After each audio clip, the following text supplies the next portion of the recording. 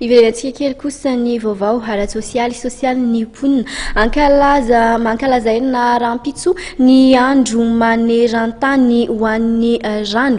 Androany kosa raha mofo dia efa nisy ny hetsika ny fanandrifita amin'izay izay notanterahana teto Antananarivo. Fantatra tao anatin'izany ara mofo fa mbola 220 isanjaton'ny malagasy no tsy mahazo rano fisotro madio ary 210 malagasy no manao maloto ankalamanjana. Tatitra mahakasika an'izay no entiny Ravakarindrimanala sy Stefana Lazafimanjimby. Teti-bola hatrany amin'ny 20 tapitrisa dollara isan-taona no ilain'ny Madagasikara entina manatanteraka ny paikady nasionaly momba ny rano sy ny fahadiovana.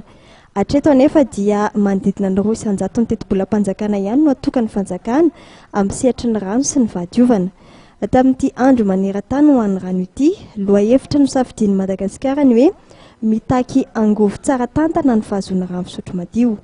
Angovo amin'ny heviny rehetra, ny endriny rehetra na angovo ho an'ny vatan'olombelona fotsiny ary satria mila matsaka foa amin'ny 5 maraina amin'ny alina vao mipetraka mba hiaina manan-drano.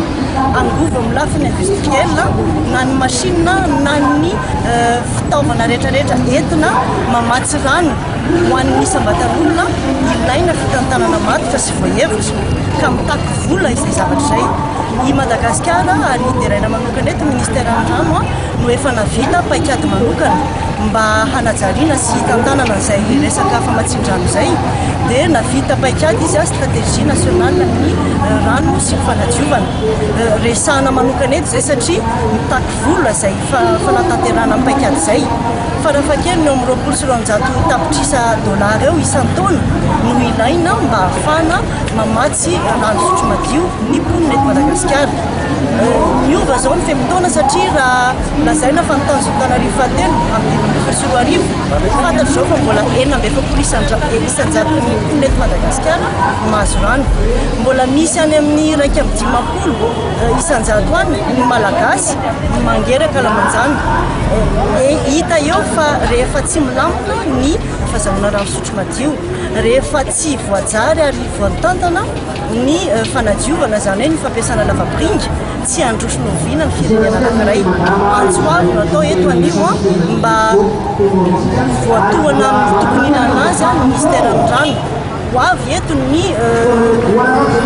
gouvernement vaovao mananteny izahay ary izahay manokana ho antoavety dia manao antsoavy ny hanohanana ny ministèren'ny rano hanana ny maizy azy hijoro tsara hitantana ary hanao an'izay fitakiana hoe mila 200 tapitrisa isan-taona dollara no resahana ny fahazavana rano fisotro madio.